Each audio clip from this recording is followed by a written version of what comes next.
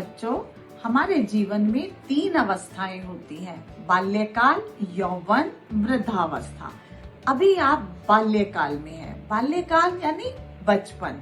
अभी आप बिल्कुल निश्चिंत हैं क्योंकि खाना मम्मी बनाएगी, पैसे पापा देंगे और प्यार दादा दादी करेंगे। आप क्या करेंगे? मस्ती करेंगे। तो आज हम इसी अवस्था पर लिखी एक कहानी पढ़ेंगे कि लेखिका ने अपने बचपन को किस प्रकार याद किया है। अब वो बूढ़ी हो गई हैं, लेकिन उन्हें अपना बचपन पूरा याद है। तो आइए पढ़े लेखिका का बचपन कैसा था। बचपन।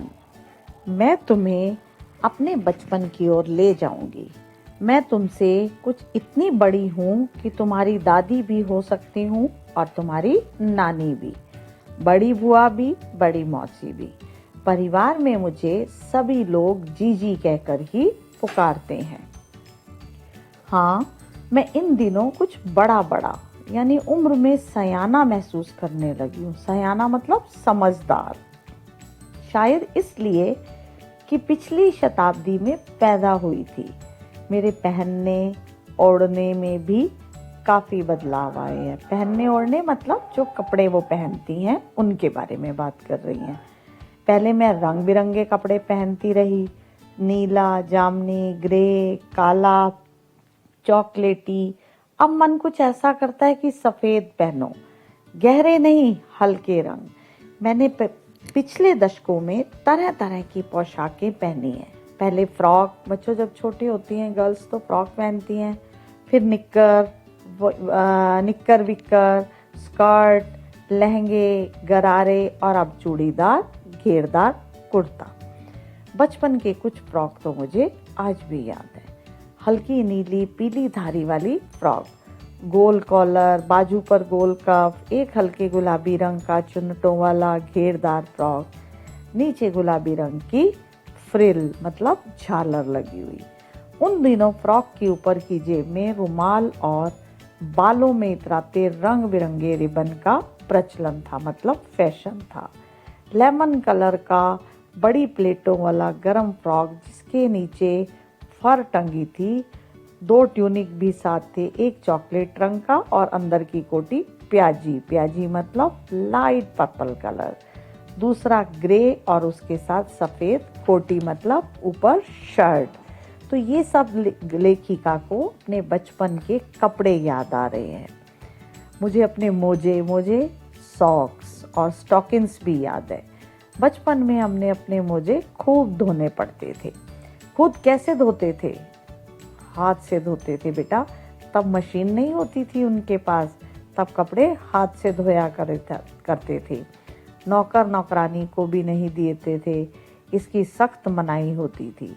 बच्चे इतवार की सुबह इसी में लगाते थे। अब सबके कपड़े तो मम्मी इतने सारे हाथ से नहीं धो सकती, तो सब बच्चे अपने अपने मोजे, अपने अपनी छोटी छोटी चीज़ें, छोटे छोटे काम स्वयं करते थे।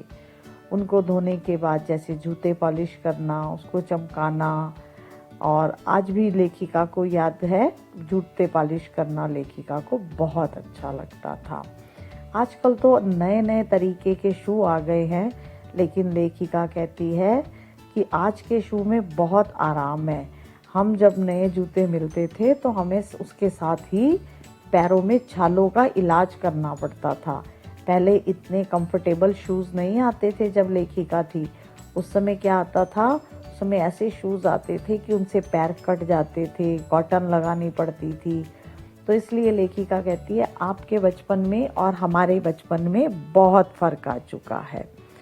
अब देखिए उस समय क्या पीना पड़ता था अपने आप को हेल्दी रखने के लिए। आजकल आप क्या पीते हैं? जूस पीते हैं, टॉनिक पीते हैं, लेकिन लेखिका क्या पीती थी? ऑलिव ऑयल, कैस्टर ऑयल पीना पड़ता था। ये एक बहुत मुश्किल काम था। शनिवार को सुबह, सैटरडे को सुबह से नाक में इसकी गंध आने लगती। छोटे शीशे के गिलास जिन पर खुराक के लिए ठीक निशान पड़े रहते, खुराक मतलब कि कितनी क्वांटिटी देनी है, उन्हें देखते ही मितली होने लगती, वॉमिट सा फील होने लगता कि अब ये पीना पड़ेगा। मुझे आज भी लगता है अगर हम ना पीते तो भी हम ज़्यादा बिगड़ने वाला स्वास्थ्य नहीं था, स्वस्थ ही रहते। लेकिन उस समय क्या था, प्रचलन था। तो मैं बताऊंगी कि हमारे समय में और तुम्हारे समय में कितनी दूरी आ चुकी है। अब ये दूरी कैसे नाप रही है लेखिका? ऑलिव ऑयल के साथ नाप रही है, शूज़ के साथ नाप रही है।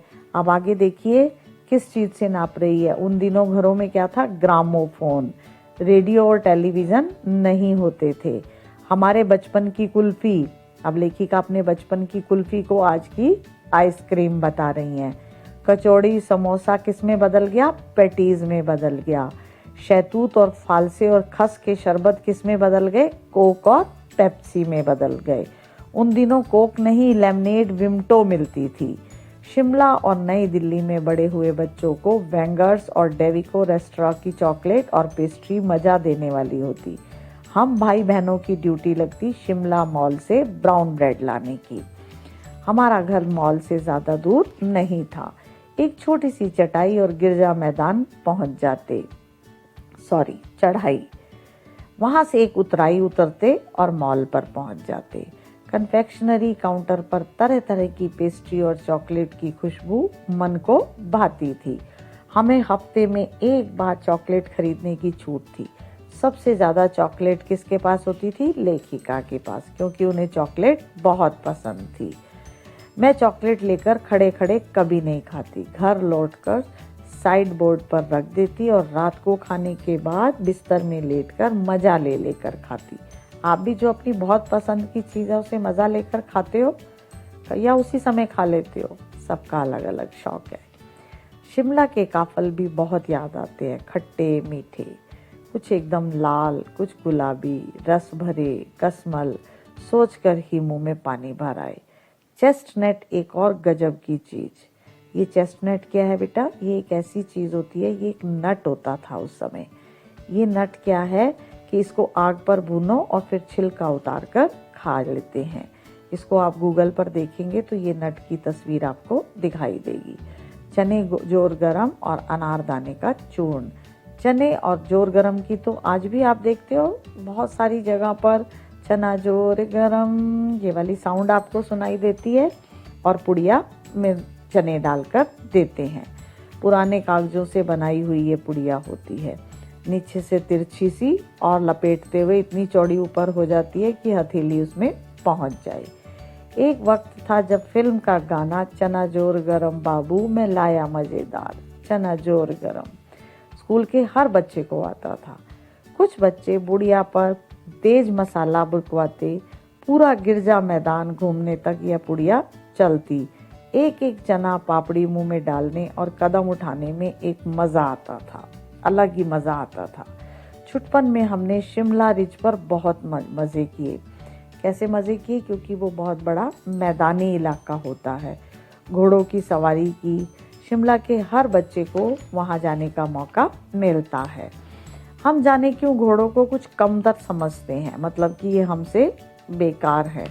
ननिहाल के घोड़े खूब हष्ट पुष्ट और खूबसूरत, उनकी बात फिर कभी करेंगे। यहाँ लेखिका ने उनकी बात ज़्यादा नहीं की। शाम को रंग बिरंगे गुब्बारे, सामने जोखू का पहाड़, ऊंचा चर्च की घंटियां बजती तो दूर दूर तक उनकी गूंज फैल जाती। इसके संगीत से प्रभु यीशु स्वयं कुछ कह रहे हैं।